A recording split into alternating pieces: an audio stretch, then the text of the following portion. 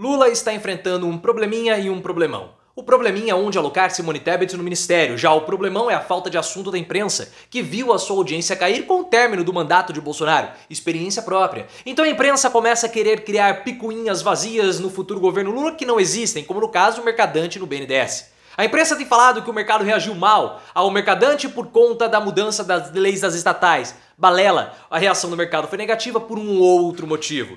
Mas eu quero que você coloque nos comentários. Você acha que a imprensa está desesperada por audiência e por isso quer tumultuar o governo Lula? Simone Tebet tem que ser ministra ou não? E o mercadante no BNDES, você gostou? Coloca nos comentários, deixa o seu like se você acha que a imprensa pega no pé do Lula e, claro, se inscreva no canal. E eu tenho que começar, pessoal, explicando essa queda da audiência, porque isso está afetando também aqui o canal. E eu falo isso por experiência própria. A imprensa, ela está tendo uma redução do interesse na área da política e também da audiência. Normal por conta do fim do ano, mas também pela saída do Bolsonaro.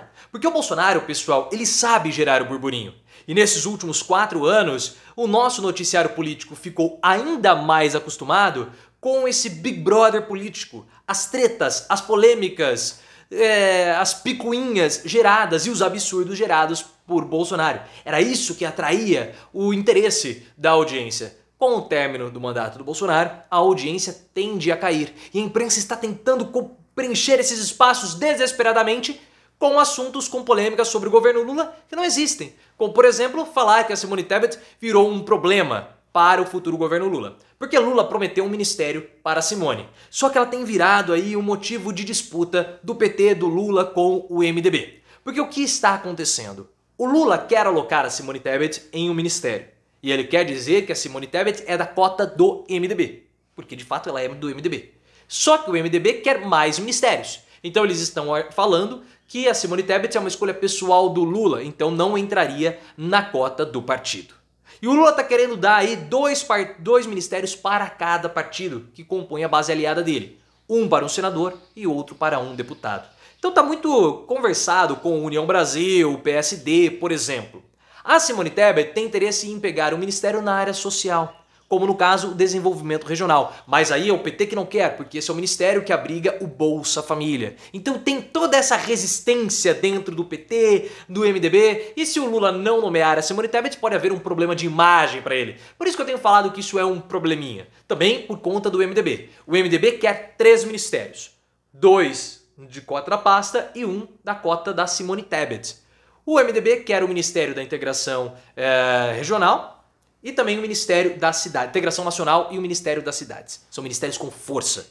E um dos cotados para ser ministro pelo MDB é o Renanzinho, que é o filho do Renan Calheiros, também conhecido como Renan Filho. Só que aí o Arthur Lira, ele não quer permitir. E o Arthur Lira tem poderes para barrar a PEC da transição. Porque Arthur Lira e a família Calheiros são adversários locais. Tanto que eu já até fiz um vídeo comentando essa chantagem do Arthur Lira com o Lula para aprovação da PEC da transição, o link está aqui no card.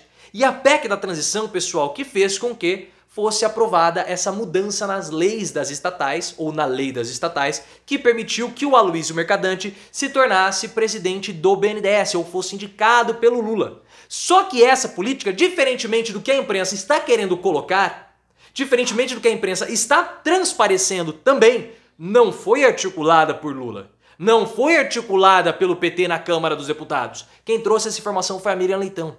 A Miriam Leitão, jornalista do Globo, disse para nós que essa mudança na lei das estatais beneficia pontualmente o mercadante e atende pontualmente ao PT. Só que o PT nem sabia que isso ia ser votado. O PT foi pego de supetão nessa votação da mudança da lei das estatais, porque é uma mudança que beneficia e atende mais Arthur Lira e o Centrão. Claro, porque o Centrão quer nomeações de apadrinhados políticos e correligionários em bancos públicos e também em empresas estatais. Então, apesar do mercadante ter sido beneficiado e também o PT, não houve nem articulação por parte do partido. Então, o que a imprensa está fazendo, uma parte da imprensa pelo menos, é mais uma mentira para gerar polêmica, para gerar like, para gerar engajamento, porque o assunto morreu. Aí você vai falar, mas o PT votou a favor. Claro que o PT votou a favor. O PT não vai votar contra um assunto que é do interesse do Arthur Lira, ainda mais nesse momento de tanto delicadeza, podemos colocar assim, no momento de tanta tensão para aprovação da PEC da transição. A PEC da transição era para ter sido aprovada essa semana, vai ficar para a semana que vem. E o mais importante para o futuro governo Lula não é a lei das estatais, não é combate à corrupção, não é orçamento secreto, mas a aprovação da PEC da transição. Sem aprovação da PEC da transição, não tem Bolsa Família fora do teto de gastos de R$600. Não tem geração de empregos, não tem fomento aos pequenos empreendedores e negociantes das periferias, ou seja, não tem governo Lula. O movimento, a política seminal do governo Lula em 2023 é a aprovação da PEC da transição. Por isso que Lula está fazendo todos os esforços para aprová-la. E aí também entra o papel de Mercadante como presidente do BNDES. Mas até o momento, você acha que as críticas da imprensa elas têm fundamento? Ou esses problemas estão sendo hiperdimensionados por falta de assunto? Coloque nos comentários e se inscreva no canal. Outra questão no Mercadante no BNDES não é, aí que está, não é por conta da mudança das leis das estatais e muito menos por conta de corrupção. Não! O problema do Mercadante no BNDES, segundo a informação da jornalista Miriam Leitão, é a volta da política chamada Política das Campeãs Nacionais, que foi feita durante o governo Lula. Uma política necessária, uma política importante, muito boa, só que ela teve uma execução errada. Só que o PT não vai fazer isso. Lula já falou imensas vezes, muitas vezes, sobre o que ele vai fazer com o BNDES e com os bancos públicos. Lula vai pegar o BNDES e ao invés de enviar esse dinheiro para fora, como era antigamente nos governos petistas, ele quer manter esse dinheiro aqui dentro, fomentando pequenos empresários, fomentando pequenos negócios nas áreas periféricas e nos bairros de baixa renda do nosso país. Por quê? Porque com esse fomento as pessoas vão poder abrir comércios e com a PEC da transição, Bolsa Família fora do teto de gastos, aumento real do salário mínimo, as pessoas vão poder consumir nas áreas periféricas, nos seus próprios bairros. Isso vai gerar desenvolvimento, vai gerar emprego, vai gerar renda. Esse é o objetivo do BNDES. O BNDES vai ser utilizado por Lula, pelo futuro governo, para fomentar negócios locais e não negócios internacionais, como era na época da política das campeãs nacionais. Só que o mercado é tão obtuso, e é por isso que o mercado tá de cabelo em pé com o Mercadante, só que o mercado ele é muito obtuso, porque a política das campeãs nacionais foi uma política interessante, mal executada, mas foi interessante. Porque que constituía a política das campeãs nacionais? O PT, ou o governo brasileiro, ele emprestava dinheiro para um país vizinho, para Cuba, por exemplo, para construir o Porto de Mariel. E nesse acordo, para que o dinheiro fosse emprestado, era necessário que aquela obra fosse construída por uma empresa brasileira, de construção civil, de telecomunicação, enfim. É claro que houve corrupção e calotes, só que a política é uma política necessária e importante, porque todo país do mundo faz isso. Todo país que quer expandir a sua área de influência faz isso. Já que vai ter que construir um metrô em Caracas, na Venezuela, por que nós vamos permitir que chineses façam isso se nós podemos fazer? E aí depois nós temos contrapartida. As empresas se desenvolvem, há uma geração de emprego também no nosso país, nós conseguimos acordos e votações em conjunto, em bloco, em decisões importantes na OCDE e na ONU.